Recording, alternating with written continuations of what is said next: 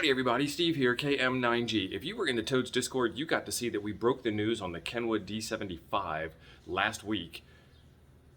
If you weren't, you got to wait until Dayton, and apparently people got here yesterday and released the news ahead of time. So let's get over and take a look at what all the features are that this thing comes with. All right, here's what we have so far. This is the TH-D75A 144, 224, 30 megahertz tri-bander. I kind of expected that.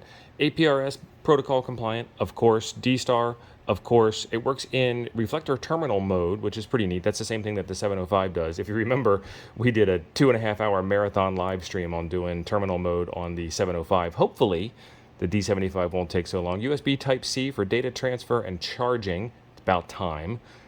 Built-in digipeater, built-in GPS, easy to read transflective color TFT LCD display. I'm sure they got these a long time ago and are trying to run out of stock because that's not what I would expect.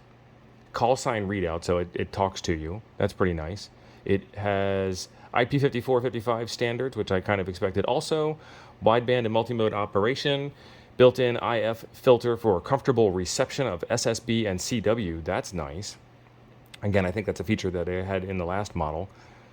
DSP-based voice processing and reputable Kenwood custom-tuned sound quality. Bluetooth, micro SD, SDHC memory card slot for flexible link with a PC.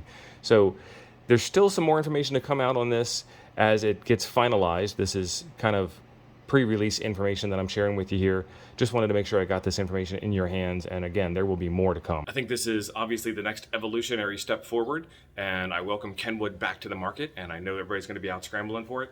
Speculation on price has already started. I would not be surprised if this radio is north of $600, but we don't have a final price yet. It hasn't even finished going through FCC approval, so we will see it soon.